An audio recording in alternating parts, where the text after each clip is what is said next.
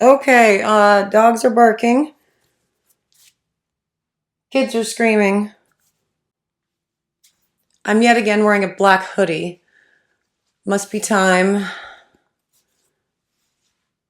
for me to do work. Hi, I'm Mrs. Soap and Clay. Let's make stuff.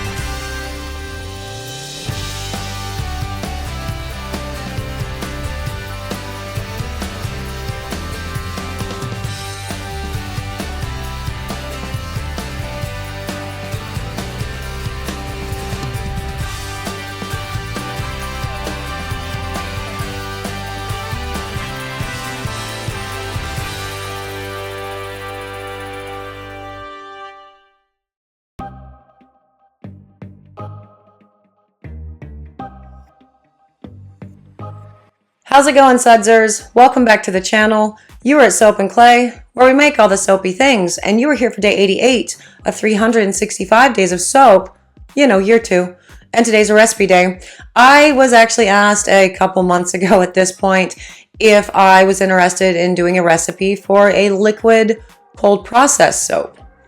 And I went, sure, because, there's always that question. Can you make liquid soap with the cold process method? And the answer to that is yes, you can do. You can do almost anything in the soap making world. Should you? I don't know. This is a great recipe. You're going to find out why I prefer to do a hot process method for liquid soap and really why I just don't like liquid soap in general, through the video. But this is a good recipe. So if you are so inclined, you can totally make it, but let's get to it so you know what I'm even talking about. Okay, we are doing a liquid cold process recipe. Yep. I've got the percentages and the actual ounceage for a 1 pound batch right there. Rewind, pause, screen cap.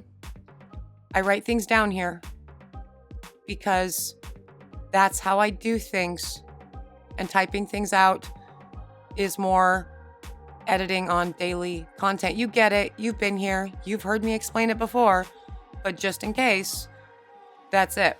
Now, for a liquid soap, you do use potassium hydroxide and not sodium hydroxide. Now, there was no real rhyme or reason to select the oils that I did outside of I wanted to have a good bubble, so I put the coconut or the castor in and the coconut to that.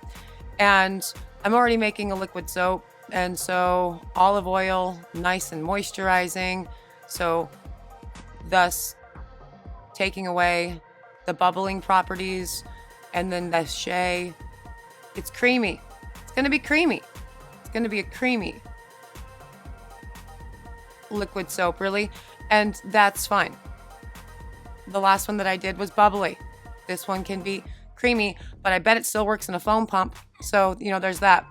Now, I say that to let you know that if you're not big in love with this particular recipe, you can, use almost any kind of recipe for this particular type of product. I mean, it's not totally true. I think you should use a recipe that's high in liquid oils and not a lot of solid oils. But aside from that, like, if you don't want to use 70% olive oil, you don't want to make essentially a Castile liquid soap, which I think was actually why I decided to do this, because I was in the mood to make a Castile-esque type thing, like Bronner's or something. Yeah, then you can. The real thing that you're going to do is use potassium hydroxide and not sodium hydroxide. There's really no trick to this, right? That's the real difference there. If you want liquid soap, you use potassium hydroxide. If you want solid soap, you use sodium hydroxide. And sometimes sodium hydroxide and potassium hydroxide together. But that's a dual lye, and that's different because, well, reasons. You can go look at I think I did a shave soap video back in year 1 on that, if you're interested. Now, the reason why, when the question was posed to me, can you make a liquid soap via the cold process method? Yes, you can. This is how you do it. But I cut so much of this out and sped it up like crazy because I stick blended this in total for like 40 minutes for a 1 pound batch of soap. It's a stick blender killer. And so there are other reasons why I wouldn't do cold process for a liquid soap that we will talk about later in the video for sure. But this is the biggest one for me. I'm sitting there with this, you see that? It's not even close to an emulsion. Like, not even close. But the biggest reason why I don't like doing liquid soap this way is because the amount of time you have to spend actually actively with your soap. And that I don't have time for that. So yes, it can be done. You're going to watch it be done. But I personally would just go hot process just to make the process faster, or, let it do its cook thing while I am doing something else.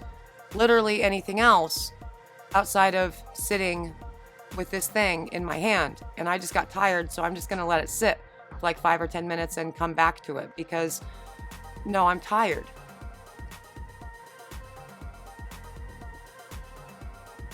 Okay, so I actually ended up letting this thing sit for around 15 minutes. And then I came back to it. And I'm going to mix it again. Now, did you notice how it thickened up pretty significantly in that 15 minutes? That's cool. I mean, the cool thing about this is you can just get frustrated with it and walk away because you're tired of standing there doing the mix thing. And it continues to sort of do its thing as well. There's a big ish with all of that. If you haven't worked the batter enough with the cold process and you just walk away, well, what you come back to is going to be a solution that is very obviously separating back into the oils and the water and all of the things. And this batter is just weird, right? It's very odd. We've got like some very real graininess in here. This does not look fun. It looks like a big old mess. There's just not a lot right with it as you're looking at it, and you're gonna think it's a big fail. Don't do it. Just cover it up in saran wrap, let it sit overnight.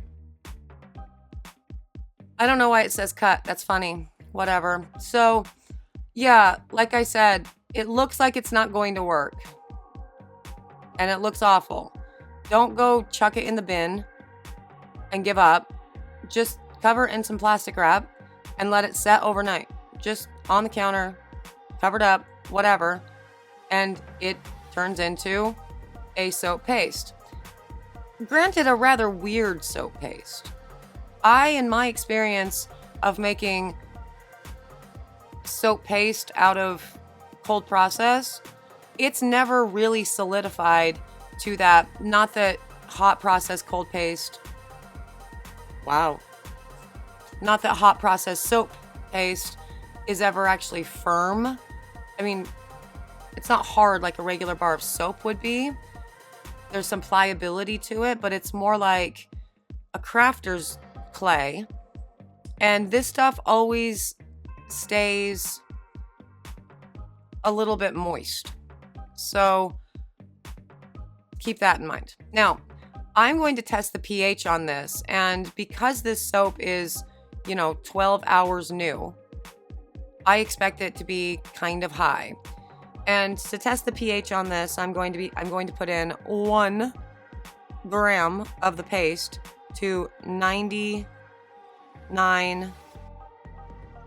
grams of water, of distilled water. Gonna let it all dissolve in there and then test with using a pH strip. And that, as I said, I expect to be a high-ish pH because this soap is 12 hours new. So I'm gonna get out my little test strip, or do I do the, oh, maybe I do the, okay, cool. I got out the proper one, okay. So I'm getting out the real pH tester for this. I thought for sure I was going to use a test strip because getting this guy out is always a pain, but I did just recently get it out, so I don't actually need to recalibrate it. So let's see what we have going on here. I promise I'm going to show it to you. Like that's going to happen. I'm not going to let you guess. Oh my God, the pH is 24. Do you see that? Do you see that, you guys? I'm just kidding. It was taking time to read. So it's sitting at about 10.7, which makes sense because this soap is, 12 hours new. Now, usually what you should do for a cold process liquid soap is let it sit for another day or two or week or year or however long until you're ready to, make your soap, and let it, mellow out and finish the saponification. But it's basically done at this point. And also, this is just for the video. As you can see, I made a very small batch and the rest of the soap, and I'm just going to make one little bottle of the actual soap itself. And so the rest of the soap paste can continue to sit and do its cure thing and whatever. Now, if you're doing it this way and you're going to use it right away, a couple things to keep in mind. First, after you add your water, you're going to do it. Sorry, I should go back to that, right? I put in equal amounts of water and soap paste, just like you would do with the soap paste, the liquid soap from, a hot process soap paste. Same thing. Already did that thing. Yes. And then you're going to let it dissolve, overnight. Now, one of the problems with using it when the soap is this fresh is the clarity issue. It's not going to be clear. Personally, I don't have a lot of problems with that. I do have kind of problems with this. This pH is not awful. I don't hate it, but I would like to watch it drop a little bit to sit more squarely in that 7-8 range. 8-9 range, and it's kind of sitting between the 9-10. So I would like it to drop a little bit. And so for that reason, the soap will be what is known as, I think, sequestering. It's continuing to cure for whatever cure means. But so if you want it to be clear, again, let that soap paste sit for a few days before you put the water in it, hydrate it, and turn it into a liquid soap. Now that was just me pouring in the preservative and, showing you that if you don't have a full solution or a clear solution, that's okay. You can use dye, like liquid colorants. All I had, because I don't use liquid colorants like ever, was this really old bright yellow, green, whatever thing from Crafter's Choice. And so this lather is gonna be gross. But if you use proper liquid colorants like, lab colors or something, it would still have a lather that's not that. That's not yellow. It's weird. So this would still need to be sat for a while. I would still set this for, 2 or 3 weeks before I would even use it. But again, this is just for the video and the recipe and showing you that it can be done. It can be via cold process, but I would still go hot process for liquid soap. And that is day 88. And there it is, a liquid cold process soap and a recipe for you. And yeah, the biggest reason that I hate doing liquid soap by a cold process is because you spend so much time using your immersion stick and blending and mixing, and my God, it's a lot. It's a lot. And I always get very concerned about the motor in my immersion blender because it's my favorite and I don't want it to go out. And what if I can't find a new one? And so like ultimately, I think a hot process is a better method for all of this. But if you don't have a crock pot, or you don't want to cook your hot process in the oven, or whatever, or you're just not inclined to do hot process, you can do liquid soap via cold process too, for sure. You can make that paste and do that thing. So if you are interested in seeing what other recipes that I come up with or release, subscribe. If you are interested in a specific recipe, let me know in the comments, but only if you're subscribed, because that's how that works. So subscribe, let me know, send me a DM, all the things. For those of you who are subscribed, you're amazing. Ask me questions, do the things. I love chit-chatting with you guys. I hope you guys had fun today watching me almost break my immersion stick. Really. So it was a good time for me, for sure. I'm out of here for today. I will see you guys all again tomorrow for another round of soapy fun. Bye.